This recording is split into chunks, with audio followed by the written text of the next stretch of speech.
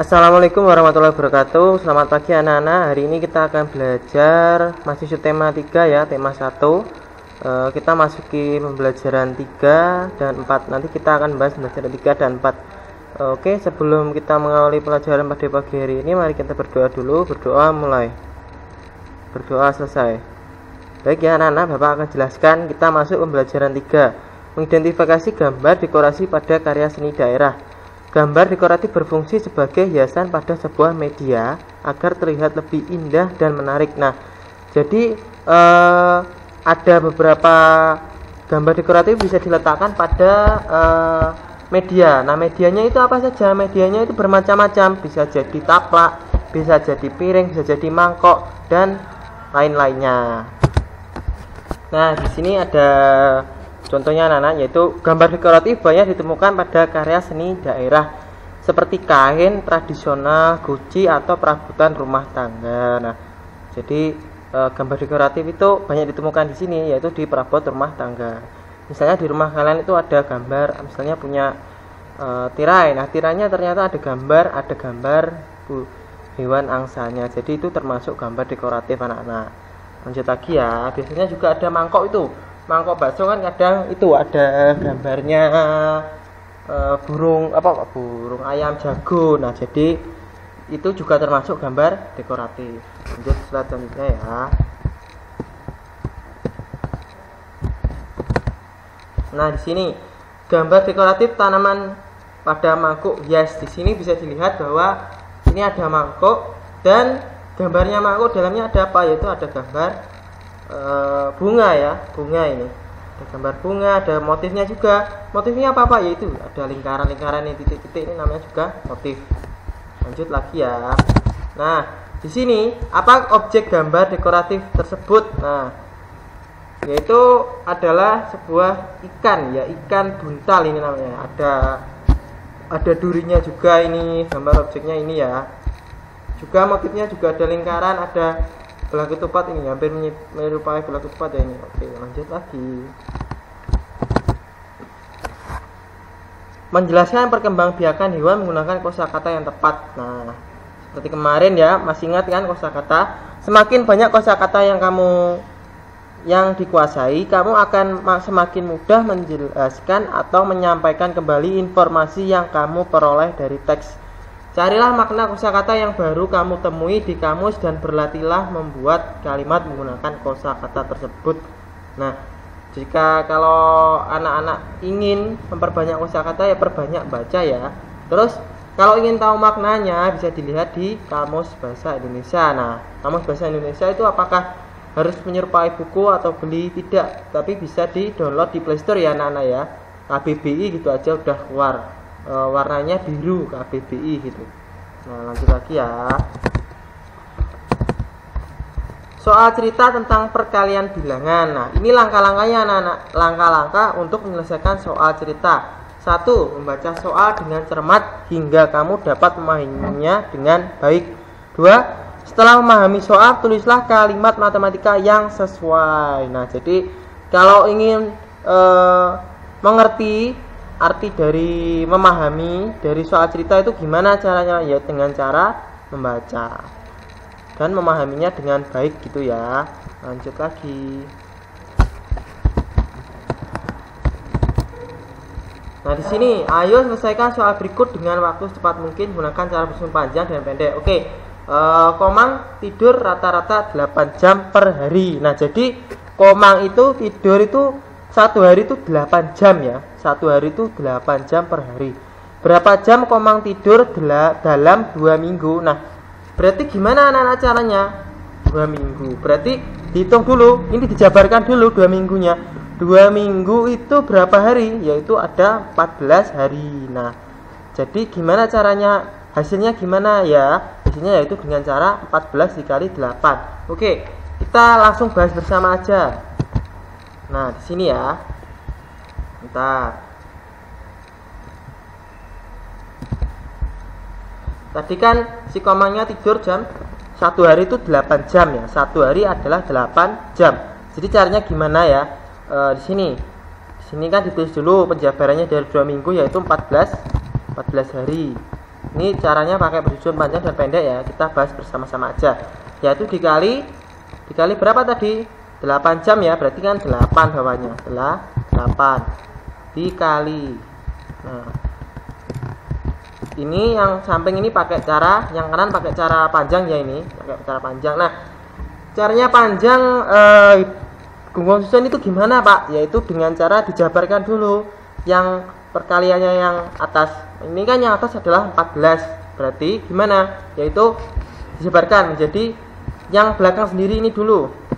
Ini kan 4. Berarti dijabarkan menjadi satuannya berapa? Ya tetap 4 ini. Terus nanti dikali ini. Jadi 8 ini taruh sini nanti. Taruh sini.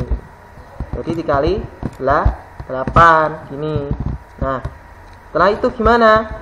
Dicari hasilnya berapa? 4 kali 8. 4 kali 8 yaitu 32.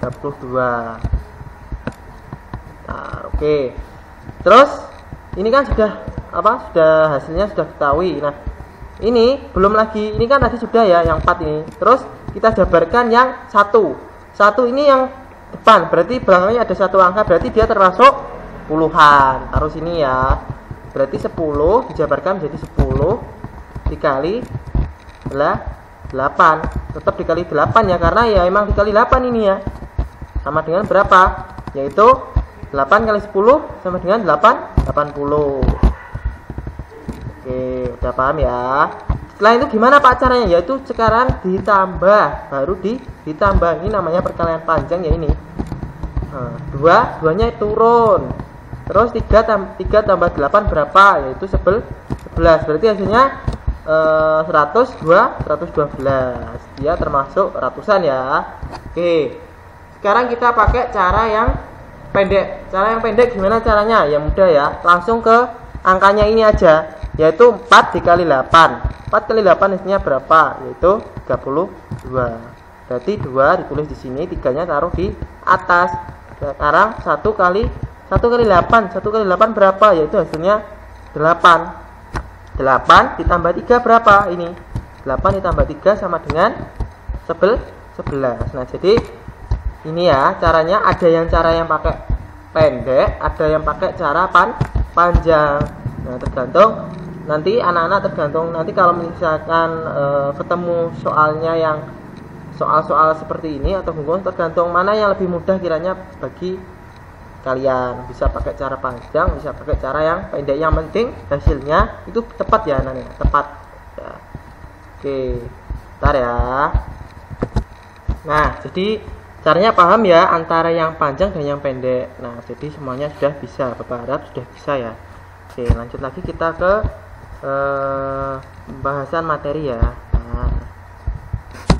Nah, jadi ini sudah terjawab ya, yaitu jawabannya adalah 112 jam.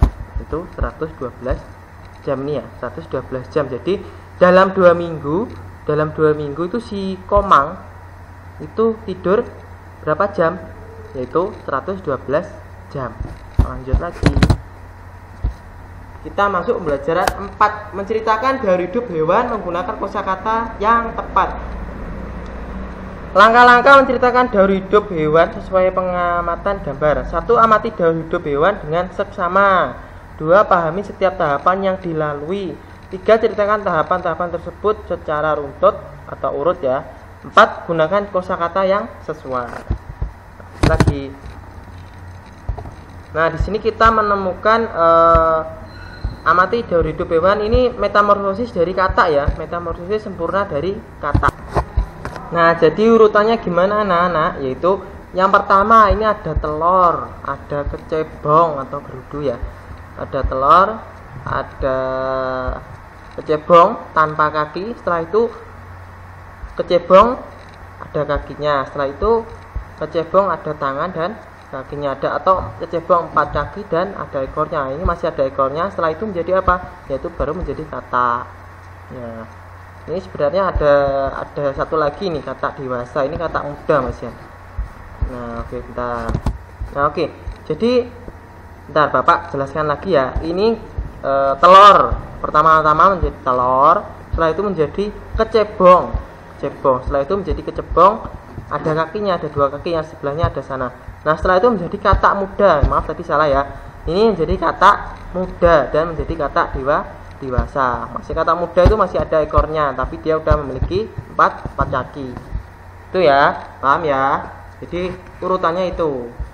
Urutannya yaitu seperti itu, yaitu dengan ceritakan pertama-tama yaitu kata metamorfisisnya yaitu atau daur hidup. Metamorfisis itu daur hidup ya. Yang pertama-tama adalah telur. Setelah telur menjadi kecebong. Setelah kecebong menjadi kecebong dua kaki. Setelah itu menjadi katak muda. Setelah menjadi katak muda, yang terakhir adalah menjadi kata dewasa. Gitu ya. Lanjut lagi ya. Kita ke slide selanjutnya. Menjaga persatuan dalam memberi dan menerima saran.